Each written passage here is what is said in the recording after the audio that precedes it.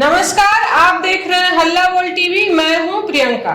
सम्राट चौधरी की हुई बोहनी खराब। उनके मुख्यमंत्रित्व में पहला चुनाव ही हार गया एनडीए। क्या है पूरा मामला, आइए जानते हैं हल्ला बोल टीवी के संपादक दीपक शर्मा से। देखिए, भोजपुर बक्सर विधान परिषद उपचुनाव का रिजल्ट आ गया है और वहां तेजस्वी यादव के कैंडिडेट सोनू कुमार राय की जीत हुई है। महागठबंधन के कैंडिडेट सोनू कुमार राय की जीत हुई है और यह एनडीए के लिए एक बड़ा अपशकुन है।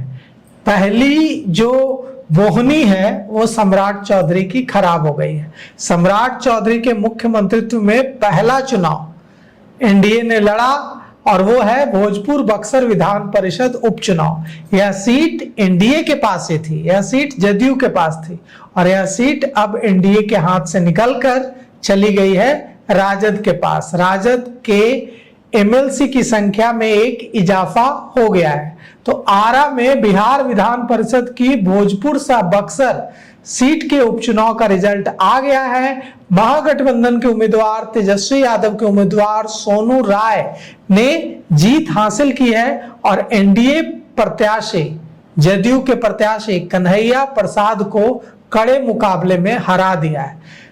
महागठबंधन के समर्थक नाच रहे हैं, जश्न मना रहे हैं, मिठाइयां बांट रहे हैं और सोनू कुमार राय ने कहा है कि तेजस्वी यादव का जो मिशन है उसे पूरा करेंगे, क्षेत्र का विकास करेंगे। लेकिन सवाल उठता है कि जो सवाल शुरू में प्रियंका ने रखा कि क्या ये बोहनी खराब है, बोहनी खराब हो गई है, क्या जो सीट अभी तक एनडीए के पास थी एमएलसी सीट, उस सीट को इतनी आसानी से अगर तेजस्वी यादव ने जीत लिया है तो क्या यह माना जाए कि नीतीश कुमार के मुख्यमंत्री बिना रहे, नीतीश कुमार के मुख्यमंत्रित्व के बिना सम्राट चौधरी के मुख्यमंत्रित्व में यह जो चुनाव हुआ इसमें एनडीए को हार का मुंह देखना पड़ा। क्या यह जो शुरुआत है, जो बोहनी है, यह आगे भी महागठबंधन का मोरल बूस्ट करते रहेगी और क्या नीतीश कुमार वाली बात अब नहीं रही? इतनी जल्दी इतने सारे ऐलान करना ठीक नहीं होगा क्योंकि यह एमएलसी चुनाव था, इसमें जनप्रतिनिधि वोट करते हैं। हालांकि यह और चिंताजनक बात है क्योंकि जनप्रतिनिधि वोट करते हैं तो जनप्रतिनिधियों को अपने पक्ष में मनाने, अपने पक्ष में वोट कराने में सरकार क्यों विफल हुई है? तो और आसान होता सरकार के लिए कि जनप्रतिनिधियों को अपने पक्ष में, जिला परिषद सदस्यों को, दूसरे सदस्यों को अपने पक्ष में वोट करने के लिए मनाना।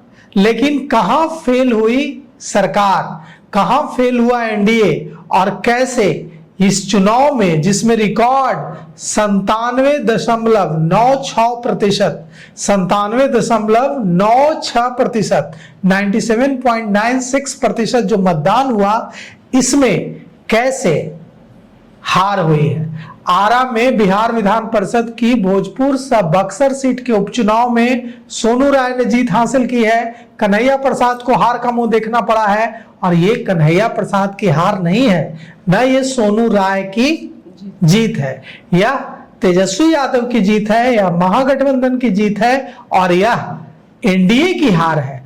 और एनडीए की तरफ से किसकी हार है?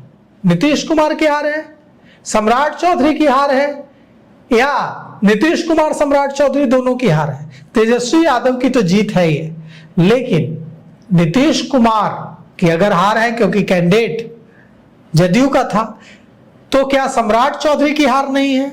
ऐसे कई सारे सवाल हैं जिसका जवाब एनडीए को ढूंढना होगा।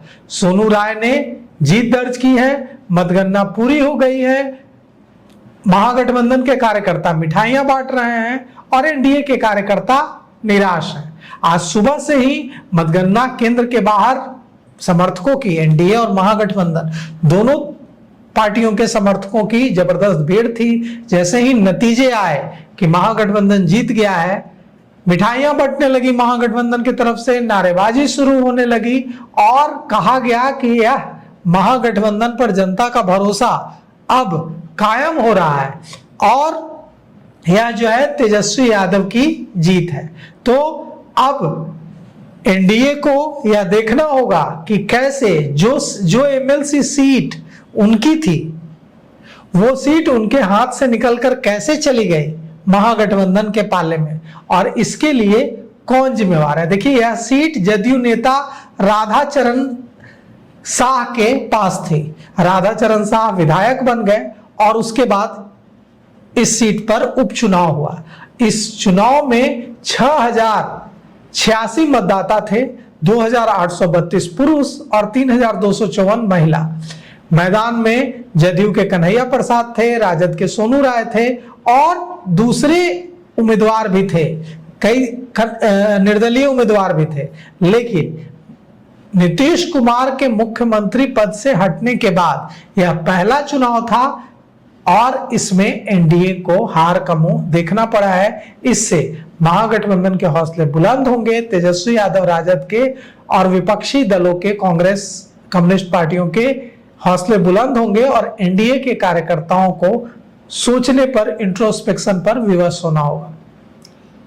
तो इस चुनाव के रिजल्ट को लेकर आपकी क्या राय है? अपनी राय हमें कमेंट बॉक्स में जरूर दें। फिलहाल इस पेशकश में इतना ही। आगे की खबरों के लिए देखते रहिए हल्ला बोल टीवी। धन्यवाद।